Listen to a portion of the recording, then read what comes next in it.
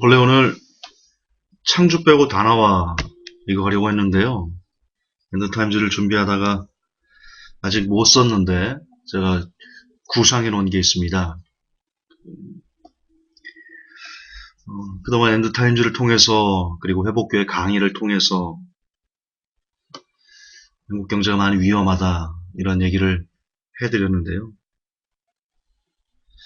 그리고 그 중에 답이 없다 말씀드렸습니다. 물론 답이 없습니다. 그러나 그런 답이 없는 가운데서도 할 수만 있으면 이렇게 바뀐다면 어느 정도 희망을 좀 노래할 수 있는 그런 부분들이 없지 않습니다. 그런데 오늘도 그 얘기를 제가 해드릴 건데 그렇게 나아갈 가능성이 지금 희박하기 때문에 제가 답이 없다. 주님만이 답입니다. 그렇게 말씀드렸던 건데요. 역시 그에 대한 결론은 달라지지 않습니다. 이 어려운 환경에 저와 여러분들을 구원해 줄 유일한 희망, 소망은 하나님이십니다. 그것은 변함이 없지만 그러나 그 안에서 어떻게 하면 한국 경제가 조금은 더 나아질 수 있을까에 대한 고민도 역시 우리가 해보는 것이 유익할 것이다. 물론 제가 종종 강의를 하면서 어렵다, 강의가 한국 경제가 어렵다라고 말하면서 가끔 제가 팁을 드리긴 했습니다. 이렇게 하면 살아날 수도 있습니다. 혹은 이렇게 하면 조금 더 호전될 수 있습니다. 라는 말을 종종 잠깐 언급하긴 했는데 그렇게 될 가능성이 희박하기 때문에 제가 더 이상 말하지 않았던 건데요. 오늘은 갑자기 그 얘기를 좀 해드리고 싶었습니다. 오늘 강의 제목이요. 망국의 길에서 점점점입니다. 망국의 길에서. 지금 인터넷상에서 저를 향해서 빨갱이다. 엔드타임즈는 종북신문이다. 저는 북한의 지령을 받고 신문을 만들고 있다. 이렇게 이야기하는 사람들이 있습니다. 큰 오해죠. 저는 나라를 사랑합니다. 여러분, 제가 강의 중에서도 여러 번 얘기했지만 저는 다시 한번 제2의 한일 합방이 된다면 독립운동할 겁니다. 도시락 폭탄 던지면서 나라를 되찾고자 저는 몸부림칠 것입니다. 그 정도로 저는 이 나라를 사랑합니다. 이 조국을 사랑합니다. 제가 독립군의 후손은 아닐진데 왜 이렇게 독립, 그리고 위안부, 그리고 일본의 만행들에 대해서 왜 이렇게 가슴이 뜨거워지는지 저도 잘 모르겠습니다. 저는 정말 우리나라가 잘 되길 원합니다. 그래서 제가 좀 더 신문을 오래 만들고 책도 좀 많이 쓰고 한국교회 부족한 부분들도 깨어나가는 이 사역, 사명들을 할 수만 있으면 조금 더 오래 감당하며 그렇게 살아가고 싶습니다. 저라고 이 나라가 망해서 거지가 돼서 쓰레기통에서 뭔가를 주워먹는 것을 즐거워하겠습니까? 제가 무슨 변태입니까? 저도 싫어요. 그런 끔찍한 상황에 놓여지기 싫고요. 그렇습니다. 저는 정말로 이 나라가 망하는 것을 원하지 않습니다. 역시 한국교회가 망하는 것도 원하지 않습니다. 목사님들이 목내기라고 취급당하는 것도 원하지 않습니다. 그럼에도 불구하고 제가 왜 한국교회가 망할 것이다 라고 외치는지, 왜 한국경제가 망할 것이다 라고 외치는지, 왜 한국이 망할 것이다 라고 외치는지 그러지 않아지기를 원하기 때문이라는 것을 알아주셨으면 좋겠습니다.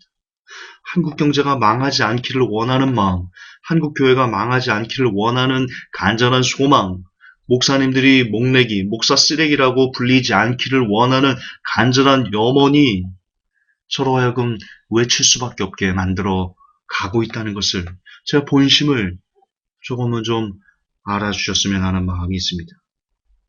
그런 차원에서 오늘 여러분들이 그동안 조금씩 팁을 드렸던 그 내용 중에 한국 경제가 어떻게 하면 살 수 있을 것인가에 대한 그 총체적인 팁. 물론 설교가, 이 강의가 완벽하지 않습니다. 아까도 말씀드렸지만 창주 빼고 다 나와. 제가 이거 하려고 하다가 기도 중에 갑자기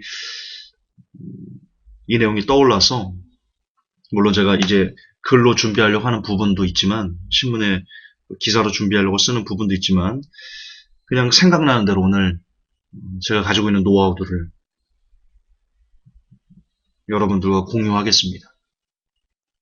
혹 나중에 여러분들이 대통령을 뽑으실 때나 선거를 하실 때나 어떤 정책을 볼 때 경제 부분에 집중해서 본다면 지금 제가 여러분들에게 말씀드리는 것들을 기억해 두셨다가 이런 정책을 하고자 하는 정치인들이 나온다면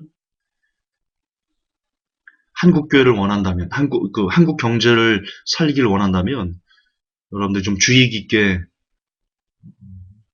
그런 정책들을 유념해서 보셔야 될 필요가 있겠다 싶습니다. 그럼 오늘의 본론, 내가 대통령이 된다면 정치에 출마하겠다는 게 아니고요. 저는 그런 똥통에 빠지는 것을 원하지 않습니다. 정치를 똥통이라고 비유해서 죄송합니다. 제가 보는 관점에서는 정치가 너무나 어렵다. 그런 차원에서 쓴 표현입니다. 그러나 가상으로 제가 대통령이 된다면 저는 한국 경제를 이렇게 살릴 것입니다. 그리고 제가 지금 여러분들에게 드리는 이 정책 방향대로 한국 경제 정책이 수립되고 그렇게 진행된다면 지금 큰 한국 경제 위기가 있지만 어느 정도 일정 부분 해소될 수 있을 것이다. 그리고 미래가 완전히 없다라고 말할 수 없을 것이다라고 저는 한 80% 확신합니다. 그만큼 여러분들에게 드리는 이 대안들은요, 큰 효과를 낼 것이다. 물론 과연 이렇게 될 것인가, 이렇게 만들어줄 것인가, 그게 문제겠지요. 오늘 특별히 세 가지, 그동안 많이 했던 건데요. 그냥 종합해서 하는 겁니다. 세 가지. 첫째, 양극화를 해소해야 됩니다. 두 번째, 공공임대를 확대해야 되고요. 세 번째, 복지를 강화해야 됩니다.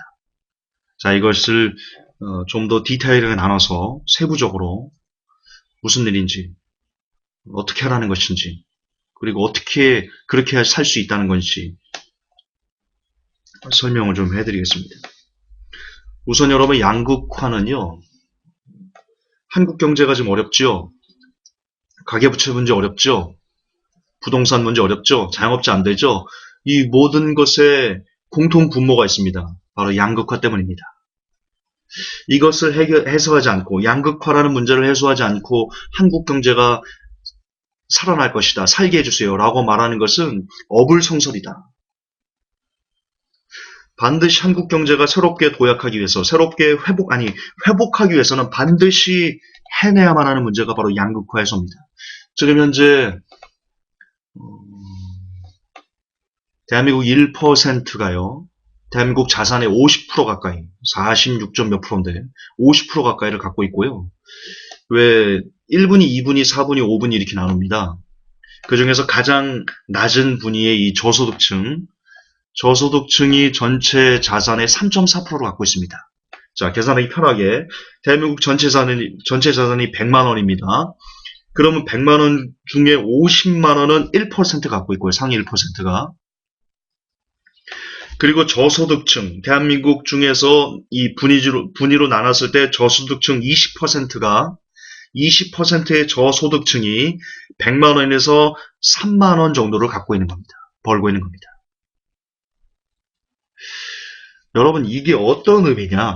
이것을 해소하지 못하는 한 한국 경제는 절대 살아날 수 없다. 이게 무슨 말이냐면, 여러분, 소비 성향이라는 게 있습니다. 소비 성향. 그게 뭐냐면, 내가 벌어들이는 수입에 대해서 얼만큼 소비하는 데 쓰는가, 이것을 소비 성향이라고 하는데요. 상위 1%, 부자들은요, 소비 성향이 낮습니다. 즉, 돈은 억수로 많이 벌어요. 그런데 자기가 버는 거에 비해 가지고 소비는요, 그다지 많이 하지 않아요. 왜? 당연합니다. 여러분, 1억 번다고 한 끼에 막 2천만 원씩 먹나요? 돼지도 그렇게 못 먹어요.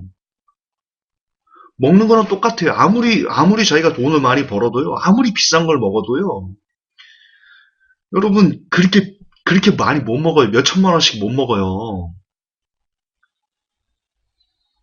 그런데 가난한 사람들은요, 버는 소득에 대해서 식비나 주거비나 이런 걸 거의 다 나가요. 소비로 다 쓴다고요. 소비 성향이 강해요. 그리고 한국 경제의 소비가 활성화되기 위해서는 이 소비 성향이 많은 사람들이 늘어나야 됩니다. 즉 중산층이나 저소득층 그들에게 수입을 몰아줘서 그들이 소비하는 데 쓸 수 있도록 그래야지만 한국 경제 소비가 늘어나고 소비가 늘어나야지만 자영업자가 삽니다. 이게 무슨 말이냐? 여러분 상위 1%는요. 그 돈을 갖고 한국 경제에 안 씁니다. 그들은요. 휴가를 가도 해외로 갑니다. 북유럽 이런데 뭐 알프스 이런데 하와이 이런데 뭐 배경 좋고 뭐 따뜻하고 이런 데 가서 돈을 쓰지요. 그리고 그들은 여러분 닭집에서 닭 안 사 먹습니다. 시장에서 마트가 가서 뭐 안 삽니다. 고급 명품 브랜드부터 해가지고 뭐 프라다 그 최순실 보세요. 프라다 이런 거 막 신잖아요. 그리고 웃기지 않습니까? 그 프라다 1000만 원짜리거든요. 800, 1000 이래요. 근데 몸싸움하다가 신발 벗겨야잖아요. 프라다. 우리 같으면 1000만 원짜리니까 들고 가야 되잖아요. 최순실이 그냥 갔어요. 뭘 할 수 있어요? 야, 1000만 원 그딴 건데 또 사면 돼. 이런 여러분 행간에서 그것을 우리가 느낄 수 있는 겁니다. 이처럼 상위 1%는 아무리 그가 많이 벌어도 그 사람이 한국 경제 내에 실질적으로 지금 이 장사하는 어떤 그 자영업자들, 미용실, 커피숍, 그리고 뭐라고 말할까요? 세탁소 이런데, 닭집, 또 뭐가 있어요? 우리 생계형, 떡볶이집, 된장찌개집, 이런 거 안 먹는다니까요, 그 사람들은. 그들은 그래요. 아, 수준 낮게 뭘 그런 거 먹어. 야, 프랑스 와인 있어? 아, 이런 어처구니없는 짓들을 하고 있다니까요, 걔네들은. 따라서 지금 현재 1%가 대한민국 자산의 50%를 갖고 있는데 그 50%를 이 사람들은 한국 경제에다 안 쏟아분다니까요. 그러니까 지금 이렇게 소비가 위축돼서 안 돌아가는 겁니다. 한국 경제에 돈이 없어서 돈이 안 돌아가는 게 아니고요. 이 1%, 한국 경제에 돈을 쓰지 않은 상위 1%의 돈이 집중되어 있기 때문에 그렇기 때문에 그들이 여기다 쓰지 않고 해외 나가서 막 쓰고 이상한 데 헛짓거리 쓰고 그렇기 때문에 지금 한국 경제에 돈이 씨가 말라서 경제가 돌아가지 않는 겁니다. 그래서 반드시 이것을 해소하기 위해서 그들이 갖고 있는 것들을 일정 부분 가져와서 그걸 저소득층에 풀고 잘 못 사는 사람들이 풀어서 그들이 소비를 할 수 있게 물꼬를 터줘야지만 그래야지만 한국 경제가 돌아갑니다. 그래야지만 자영업자가 삽니다. 그래야지만 가계부채가 해소되고요. 그래야지만 이 망국의 길에서 우리가 돌아설 수 있는 어느 정도의 발판을 마련할 수 있게 됩니다. 그러면 어떻게 해야지 야 김조은사 어떻게 해야지 1% 갖고 있는 걸 우리가 갖고 올 수 있어? 여러분 이것도 아주 간단합니다. 법인세 인상밖에 없습니다. 자, 지금 현재 통계를 봤더니 상위 1%, 대한민국 자산의 50%를 갖고 있는 상위 1%의 직업들이 거의 다 대기업에 몰빵되어 있습니다. 기업인들입니다. 지금 실효세율이 굉장히 낮거든요. 사내 유보금만 900조, 800조만 이럽니다.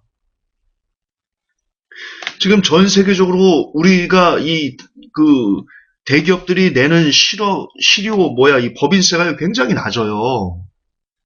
그걸 이명박이가 MB가 그걸 또 법인세를 낮춰가지고 다운시켜가지고 또 거기다가 그 국가가 지원하는 여러 가지 돈들이 있습니다. 국가 예산에 의해서 기업들을 지원하는 돈들이 있어요. 이건 제가 실제 중소기업 담당 전문 기자로 일할 때 중소기업 사장들하고 인터뷰하면서 알았던 지식들인데요. 기업에서 1년에 어떤 예산이 기업에 쓰라고, 기업 활성화에 쓰라고 돈이 배정이 됩니다. 근데 아십니까? 그 돈의 절대다수가 다 대기업으로 들어갑니다. 이처럼 지금 현재 실질적인 실효세율도 낮아요. 법인세가. 그런데 국민의 세금으로 기업들을 도와주라고 조성한 그 기금들이 대체로 다 대기업들이 빨아가고 있어요. 즉 대기업은 실제로 세금을 거의 안 내면서 세금을 거의 안 내면서 국민들의 등골을 쏙 빼가지고 지금 이만큼 살아가고 있다라고 말해도 지나치지 않은 비유입니다. 실제 그렇습니다. 그러므로 우리는 국민들은요, 합법적으로 정부를 향해서, 그리고 대기업을 향해서, 큰 기업들을 향해서, 야, 너희들 세금 올려서 우리 좀 잘 살게 해도, 라고 말할 권리가 있습니다. 권한이 있습니다. 그러나 우리는 그러지 않습니다. 법인세를 인상하면 마치 기업이 쫄딱 망할 것처럼 그렇게 말을 하고 있는데요. 어쨌든 양극화를 해소하기 위해서 첫 번째로 해야 되는 것은 법인세를 인상해야 됩니다. 무조건 인상해야 됩니다. 이거 법인세 인상해내지 못하면요, 한국 경제 망합니다. 제가 장담할 수 있습니다. 망합니다. 여러분, 과거 미국이 잘 살았을 때, 황금기였을 때, 그때 미국의 법인세가 어땠는지 아십니까? 상속세가 한 80% 막 이랬습니다. 상속세가. 여러분, 큰 부자가 나올 수 없는 구조가 과거 미국의 황금기를 이끌었습니다.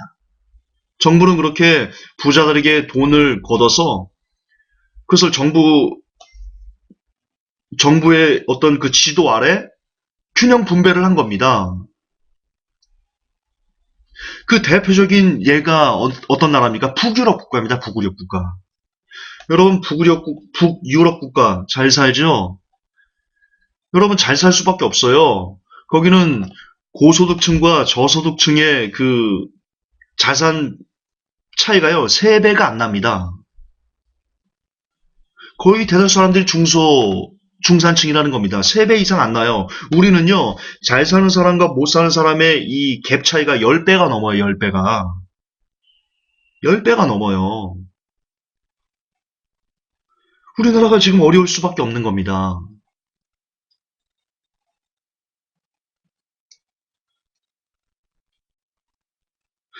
정부는 얘기합니다. 법인세를 인상하면 국가가 망한다. 기업이 망한다. 기업이 망하면 그 밑에 있는 작은 기업들도 같이 망한다. 이게 일명 낙수효과 이론이거든요. 낙수효과가 뭐냐? 이명박 씨가 잘 썼던 거고 신자유주의가 썼던 건데. 아니, 어떤 잘 되는 기업에 몰빵으로 밀어줘야 된다. 그러면 그 기업이 잘 되면 그 기업이 잘 된 그 물이 넘쳐서 흘러서 밑으로 전이 될 것이다. 그래서 모두 다 잘 사는 그런 구조가 된다. 이게 낙수효과입니다. 신자유주의 정책인데요. 죄송합니다. 이런 표현 써서. 이래야지 여러분 귀에 쏙쏙 들어오니까요. 완전 개뻥이었습니다. 낙수효과가 효과적인 효과가 없었다는 것은 이미 익히 수십 년 동안 증명된 바입니다. 그럼에도 불구하고 정부는 지금도 역시 낙수효과를 들먹이면서 법인세 인상을 막고 있습니다. 새누리당이 그 짓을 하고 있죠. 새누리당이 그 짓을 하고 있어요.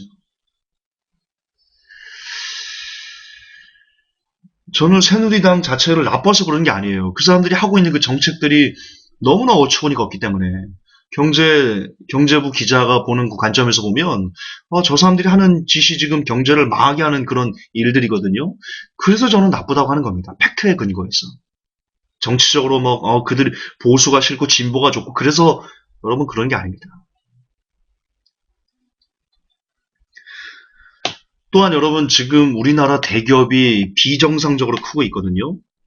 이게 또 그러면서 반대적으로 중소기업들은 아주 열악한 상황에 놓여 있습니다. 이것도 잘못됐습니다. 왠지 아십니까? 지금 대한민국 경제 고용률, 임금 근로자가 한 2천만 정도 되는데요. 소득 생고하는 분들이 한 2천만 정도 되는데요. 여러분 그 2천만 중에요. 고용률이요. 중소기업이 85%를 차지하고 있어요. 대기업은요 15%밖에 안 돼요. 15%, 10%밖에 안 돼요. 따라서 대기업에서 채용 규모를 늘린다고 해도요, 실질적으로 일할 수 있는 그 사람들을, 일자리를 창출하는 그 영향력은요, 극히 적어요. 아세요? 이거 어처구니없는 거야.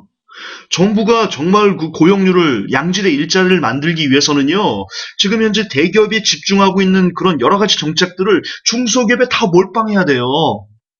왜냐? 중소기업이 지금 대한민국 고용률의 85%를 담당하고 있기 때문입니다. 그런데 지난 수십 년 동안 계속해서 대기업, 무슨 대기업에 목매달고 그렇게 정부 정책이 진행되다 보니까 임금 차이가 중소기업은 계속 줄어들고 대기업은 계속 높아지고 이런 현상들이 나타나니까 고급 인력들이 다 대기업으로만 가려고 하고 자연적으로 중소기업 도태되고 역시 정책이나 밀어주는 것들도 다 대기업 위주니까 중소기업은 상대적으로 가뜩이나 대기업과 경쟁력이 안 되는데 거기에 정부가 대기업 편을 계속 들어주니까 중소기업은 더 죽어라 하는 겁니다. 실내로 중소기업에서 막 죽자사자 해가지고 샘플 만들어가지고 그 은행에서 빚내다가 막 그 조형 뜨고 뭘 만들고 그래서 굉장히 좋은 제품을 만들어놨다 이겁니다. 그러면 여러분 어떻게 하는 거 아십니까? 대기업이 그걸 봤다가 야, 저 제품 괜찮은 것 같아 그러면 이 나쁜 놈들이야. 그 중소기업 그걸 개발한 기술자를 술을 먹여서 꼬드깁니다. 보자고 해서. 그리고는 연봉 얼마 받아? 5천 받아? 3억 줄게. 그리고는 빼갑니다. 그 기술력을. 그리고 그거와 똑같은 제품을 디자인만 약간 다르게 해가지고 특허를 내서요. 대기업에 가서 뽑아버립니다. 중소기업은 막 미치는 겁니다. 중소기업은. 이런 일들이 비일비재합니다. 제가 중소기업 사장님들 인터뷰하면서요. 그분들이 절 붙잡고요. 막 울어요. 김 기자님 막 울어. 제가 그런 걸 한두 번 겪어본 게 아니에요. 나의 억울함을 좀 풀어달라고.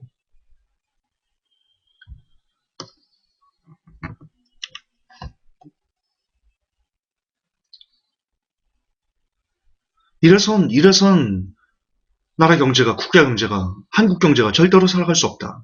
지금 되어지는 정책들의 대기업 위 정책을 모두 중소기업으로 돌려야 된다. 차라리 대기업이 죽는 한이 있어도 한국의 미래를 위해서, 한국 경제 미래를 위해서는 중소기업이 튼튼해져서 그래서 중소기업이 양질의 일자리를 창출하고 양질의 일자리에 더불어 이 85% 고용되어 있는 85%의 사람들이 정상적인 급여, 일한 만큼 땀 흘린 만큼의 정상적인 급여를 받게 하는 그런 문화가 정착될 때 여러분 그래야 그들이 그 받은 돈으로 소비도 하고 빵도 사 먹고 떡볶이도 사 먹고 머리도 하러 다니고 영화도 보러 다니고 그렇게 소비하면서 결국 한국 경제를 다시 살게 만들어주는 원동력이 되는 겁니다. 그럼 돈이 있어야 집도 사는 거고요. 그래야 주택시장도 활성화되는 겁니다. 여러분 포드 자동차 사례가 있습니다. 포드 자동차 사례. 과거 대공황을 지나서요. 미국 경제가 아주 안 좋을 때 그래서 미국에 있는 기업들이 다 임금을 삭감하고 노동자들을 해고시키고 이런 정리해고 구조조정 이런 것을 단행할 때요. 유일하게 그와 반대의 길을 선택했던 포드 자동차가 있었습니다. 포드 자동차는요. 근로자들의 임금을 올렸습니다. 그 기업들이 다 미쳤니 그랬습니다. 그런데 결과적으로 뚜껑을 열어보니까요. 포드 자동차가 옳았습니다. 왜 그랬냐? 왜 그랬고 왜 성공했냐? 이 사람들은 알았던 겁니다. 이 포드 자동차 사장은 알았던 거예요. 결국 내 물건을 사주는 사람들은 근로자다 이겁니다.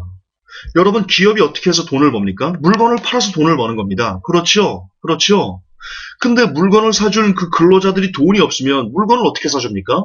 그러면 물건을 아무리 만들들 사줄 수 있는 사람이 없는데 그러면 결국 기업도 거지가 되는 겁니다. 그 예로 제가 예전에 썼던 한 2년 전에 썼던 기사 중에 삼성 이건희 회장과 휴대폰 관련된 글 기억하십니까? 여러분 지금 삼성전자가 휴대폰을 만듭니다. 그걸로 지금 먹고 삽니다.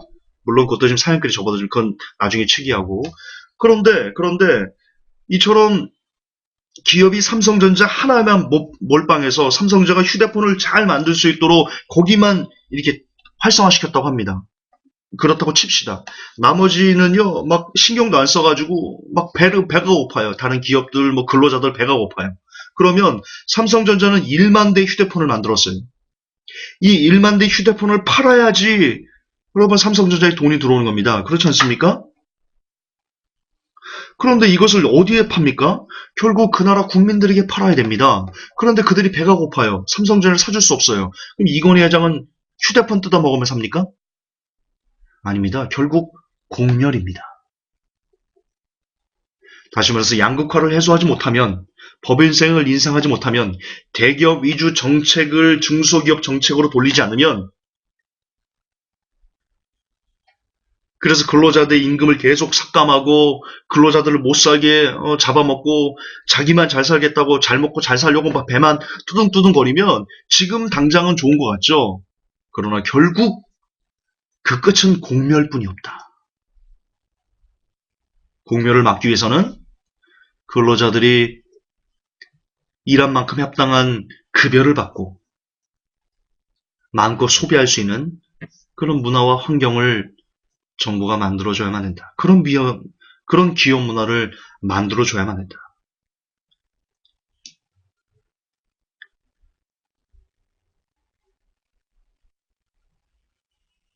그래서 우리도 북유럽처럼 고소득층과 저소득층의 그 비율이 3배 이상을 넘지 않는, 지금처럼 10배 이런 거 말고 적어도 3배, 5배 이상을 넘지 않는 그런 나라가 될 때 한국 경제는 다시 회생할 수 있을 것입니다. 그러므로 제가 대통령이 된다면 가장 첫 번째 역점을 두고, 대통령 5년 임기 동안 역점을 두고 제가 하고 싶은 일은 양극화해소에 저의 모든 대통령으로서의 권한을 다 걸고 집행해 나갈 것입니다. 두 번째는 공공임대를 확대할 것입니다. 여러분, 주거는요, 의식 주지 않습니까? 사람이 살아가는데 기본적으로 가져야 될 것은요, 입는 것, 먹는 것, 그리고 자는 것, 이 3가지는 반드시 충족돼야 됩니다. 그런데 지금 왜 한국 경제가 이렇게 어렵습니까? 당연합니다.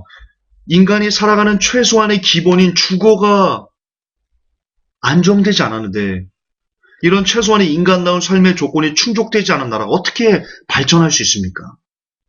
여러분, 한국 경제가 발전하기 위해서는요, 한국 경제가 이 어두운 불황의 터널을 벗어나기 위해서는요, 반드시 한국에 사는 모든 사람들이 적어도 안정적으로 기거할 수 있는, 편안하게 살아갈 수 있는 그런 기본적인 보금자리 정도는 정부가 마련해 줘야 됩니다.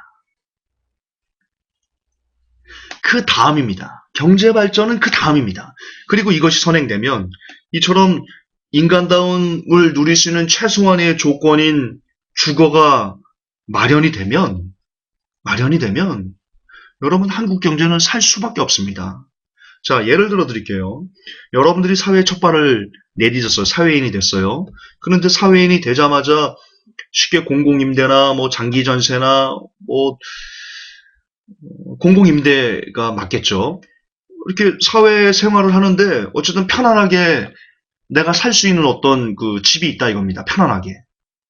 이게 기본적으로 주어진다면 그 사람은 조금은 더 편안한 마음으로 소비를 할 수 있을 것이고요. 그러면 그게 소비가 진작이 되는 겁니다. 또 역시 조금은 편안한 마음으로 연애를 할 수 있을 것이고요. 연애를 하다가 조금은 더 편안한 마음으로 결혼을 할 수 있습니다.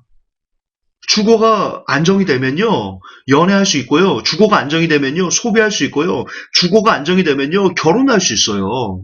그리고 주거가 안정이 되면요, 아이를 낳을 수 있어요. 아이를 낳으면 저출산 문제가 해결돼요. 저출산 문제가 해결되면 미래의 인구 고령화에 따른 충격들을 우리가 상쇄해 나갈 수 있어요. 결국 저출산 문제가 더욱더 날마다 가속화되는 이유는요. 사람들이, 대한민국 국민들이 인간으로서 최소한으로 살 수 있는 어떤 이 조건인 주거가 여러분 충족되지 않기 때문에 아이를 안 낳는 겁니다. 그러므로 한국 경제 저출산을 위해서 뭐 여러 가지 정책, 다둥이 정책이니 뭐 이상한 정책이니 누리과정이니 뭐 이런 것도 필요하겠지만 정말 저출산 문제를 정부가 해결하고 싶으면 가장 먼저 국민들의 최소한 살아갈 수 있는 주거 정책, 편안하게 잠자리에 들 수 있는, 편안하게 연애할 수 있는, 편안하게 결혼할 수 있는 그런 보금자리 정도는 마련해 줘야지. 그래, 그것이 먼저 선행되지 않고는, 여러분, 그게 선행되지 않고는 저출산 정책 백약이 무효할 겁니다. 제가 감히 장담할 수 있죠. 백약이 무효할 겁니다. 여러분, 독일 잘 살죠? 독일 가서 살고 싶죠? 독일이 어떻게 그렇게 잘 삽니까? 여러분, 독일이 공공임대가 북유럽이 공공임대가 아주 확산돼 있거든요. 거기는 집에 대한 개념이요. 이게 내 자산이다 그런 개념이 없습니다. 북유럽 국가는. 그냥 내가 사는 곳이야. 집은 사는 곳이지. 이런 마인드가 국민들에게 퍼져 있고요. 그래서 그들은 집을 사려고 그렇게 부단히 애를 쓰지도 않습니다. 그러니까 어떤 현상들이 일어납니까? 어떤 현상들이 일어납니까?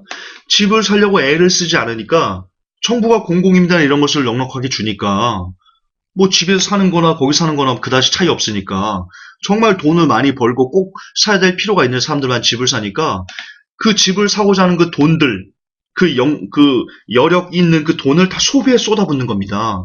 개인 발전에 자기 개발에 투자하고요. 사람들이 그렇게 되니까 자영업자들이 막 늘어나고 편안하게 살고 그렇게 자기 개발을 하니까 인재들이 육성돼서 기업들이 활발하게 되고 기업들이 좋아지고 인재가 많아지니까 그런 것이 선순환돼서 오늘날 북유럽 국가가 여러분 된 겁니다. 결국 이 집이라는 것에 돈이 묶이지 않으니까 지금 우리는 집이라는 것에 한 사람의 모든 자산이 다 집에 몰빵되어 있지 않습니까? 가계부채가 1300조입니다. 이 가계부채 1300조가 왜 지금 이렇게 문제인 겁니까? 네, 이 1300조가 다 부동산에 몰빵된 돈이거든요. 만약 한국 경제가 부동산에 몰빵하지 않는, 건설에 몰빵하지 않는 그런 경제였다면, 그런 경제 구조였다면 북유럽처럼 집은 그저 사는 곳이지, 재테크가 아니지 라는 개념으로 집을 사는 그 수억의 돈이 소비로 이어졌다면 어느 나라보다도 강력한 내수를 육성할 수 있는, 왜 1300조니까요. 그 어느 나라보다 강력한 내수가 육성되고 내수가 강하면 수출도 잘 되는 겁니다. 돌고 도는 거거든요, 경제는. 근데 결국 부동산에 올인한 정책, 이명박근혜로 이어지는 부동산 이 건설을 위한 나라를 만들다 보니까 나라가 요매한 요건이 난 겁니다.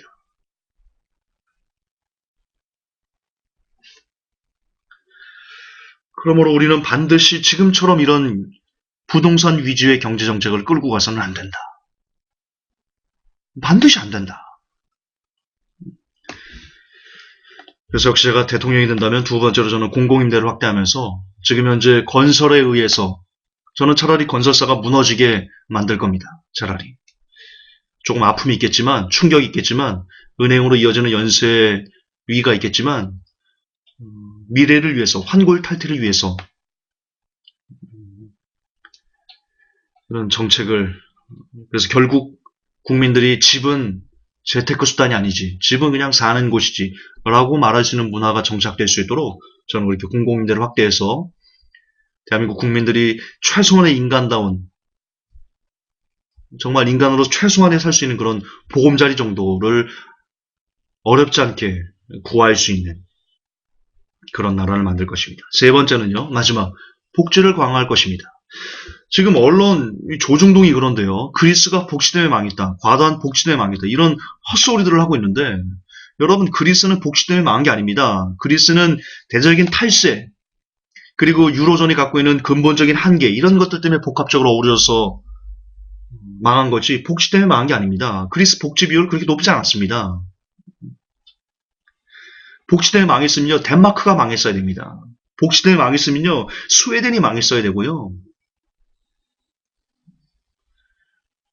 복지 때문에 망했으면요, 과거 미국이 상속세 막 80%막 이렇게 거둘 때 기업들 세금, 법인세 막 50%막 때려가지고 그 돈으로 이 못 사는 사람들 도와주고 있던, 그렇게 복지 정책을 강행했던 미국은요, 그날 망했어야죠. 그런데 미국의 황금기는요, 아까도 말씀드렸지만 법인세를 왕창 걷어서 복지를 활성화했을 때, 그때 미국은 황금기를 구가했습니다. 따라서 복지 때문에 나라가 망한다? 아, 진짜 조중동,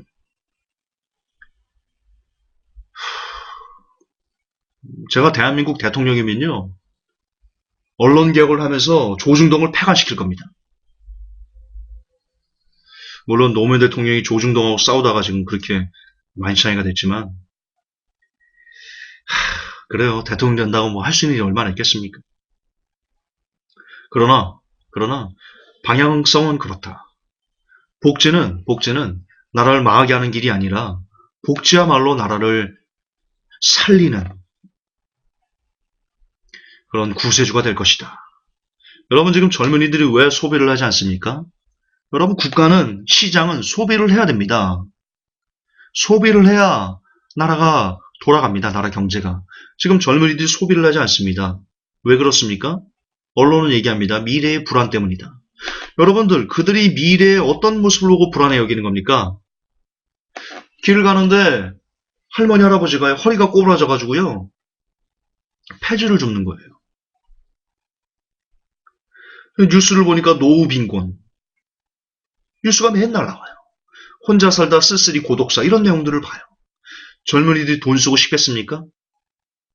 소비하고 싶겠어요? 그런 모습을 보면서 복지가 안 되다 보니까 복지가 너무나 열악하다 보니까 젊은이들이 미래에 대해 불안을 갖게 되고 미래에 불안이 있다 보니까 결국 소비를 하지 않게 되는 겁니다. 역시 아이를 왜 낳지 않습니까?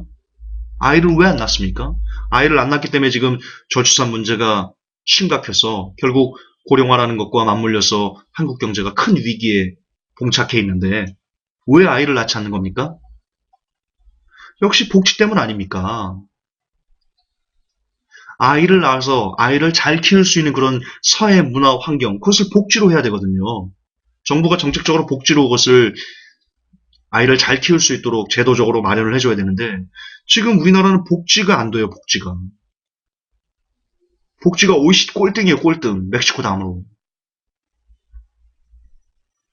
결국 어디를 봐도 지금 젊은이들이 미래의 불안을 어쨌든 정부가 그것을 국민의 세금을 잘 재분배해서 정부의 역할이 그거지 않습니까? 국민에게 세금을 받아서 그 세금을 잘 골고루 분배해서 잘 사는 사람과 못 사는 사람들을 평균케 하는 그 일을 하라고 정부가 있는 거 아닙니까? 그 중간에서 다리 역할을 해달라고. 그래서 국민들이 정부를 세운 겁니다. 그 역할을 개개인들이 할 수 없으니까. 근데 지금 정부는 오히려 그렇게 하면 나라가 망한다라고 말합니다. 직무유기 아닙니까? 그러므로 저는 제가 대통령이 된다면 무엇보다 복지를 강화하는데 복지 예산을 많이 쓰는데 매진할 것입니다. 그래서 노인분들이 조금 더 편안하게 노후를 맞이할 수 있게 살아갈 수 있도록 도와줄 것이고요. 그것을 보고 젊은이들이 미래의 희망을 갖고 열심히 일해서 국가가 나를 도와주니 내 노후를 도와주니까 지금 열심히 소비하면서 내 개인적인 발전을 위해서 내가 살아도 되겠구나. 안심하고 살아도 되겠구나. 안심하고 돈 써도 되겠구나. 이런 문화를 만들면 당장 한국 경제도 잘 돌아가는 겁니다. 역시 그 샘플링은 북유럽입니다. 북유럽이 그러거든요. 복지가 아주 잘 돼 있어가지고요. 덴마크 같은 경우는 지금 현재 받는 그 돈의 80% 가까이를 받습니다. 어떻게 그럽니까? 덴마크는 잘 사는 사람한테 돈을 많이 걷거든요. 그래서 재분배를 잘하거든요. 법인세가 높거든요.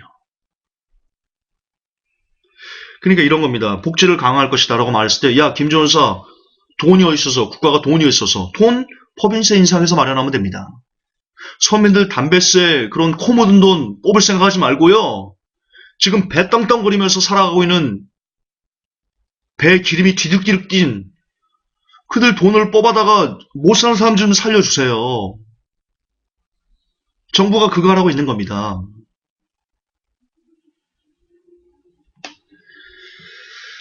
강의를 정리하겠습니다. 여러분 저는 나라를 사랑합니다.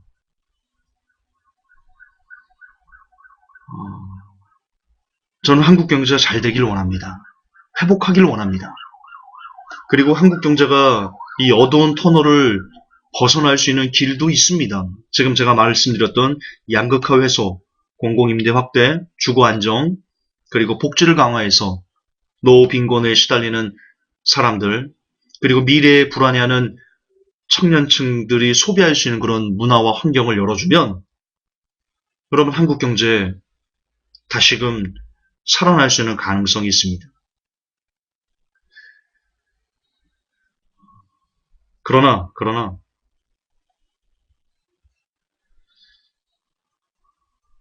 지금 우리는 그 일을 하지 못하고 있습니다. 지금 정부는 그 일을 하지 못하고 있습니다. 지금 우리는 날마다 매주 토요일이 되면 촛불을 들고 대통령과 싸우러 나갑니다. 거듭 반복하지만 그 모든 책임은 대통령이겠습니다. 지금 이 어두운 시기에 우리가 머리를 맞대고 국민과 정치권과 기업이 머리를 맞대고 아까 말씀드렸던 법인세 양극화 해소를 위해서 주거 안정을 위해서 복지 강화를 위해서 어떻게 할 것인가 우리가 서로 논의하고 토의해도 시간이 부족합니다. 왜냐하면 그 정도로 한국 경제 위기는 지금 목전에 와 있기 때문입니다. 그러나 우리는 대통령이란 한 사람 때문에 그 사람과 싸우는 것 때문에 안타깝게도 그런 시간들을 좀 먹어가고 있습니다. 저는 안타깝습니다. 저는 지금 이럴 때가 아닌데 이러고 있는 현상과 시간들이 너무나 안타깝습니다. 그래서 박근혜 대통령에게 빠른 결정을 나라를 위해서, 국가를 위해서, 미래를 위해서, 5천만 국민들을 위해서 결단을 해달라 촉구하는 것입니다. 부디 이런 저의 충정을, 나라를 사랑하는 마음을 이 빨갱이야, 이 북한 추종자야 라고 매도하지 말아주시기 바랍니다. 여러분들은 국가가 어떻게 하면 살아날 것인지, 한국 경제가 어떻게 살아날 것인지에 대한 연구해 보셨습니까? 지금 제가 여러분들에게 들려드렸던 이 방법들은 어쨌든 제가 열심히 노력해서 연구한 자료들입니다. 적어도 아무것도 하지 않은 여러분보다는 제가 나라를 사랑하는 겁니다.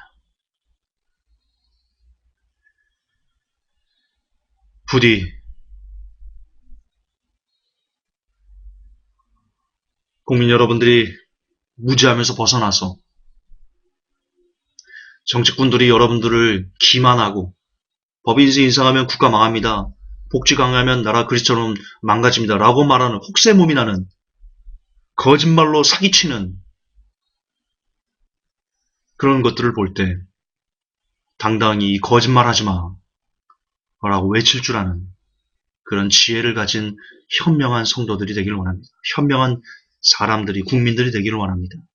그리하여 갈수록 어두워져가는 이 나라, 이 민족 깨어있는 여러분들이 작은 등불이 될 수 있기를 간절히 예수님 이름으로 축복합니다.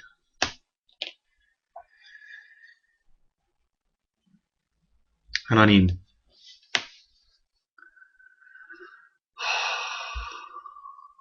어두워져가는 한국 경제, 어떻게 하면 우리가 하나님 안에서 이 나라가 다시, 이 어두워진 한국 경제가 다시 회복할 수 있는지에 대한 생각들을 오늘 공유하였습니다. 부디 우리에게 오늘을 살아가는 나를 계수하는 지혜를 주셔서 헉세무민하는 언론,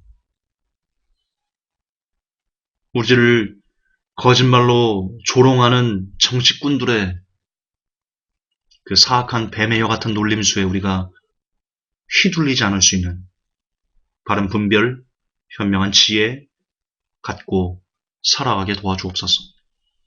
예수님 이름으로 기도하옵나이다. 아멘.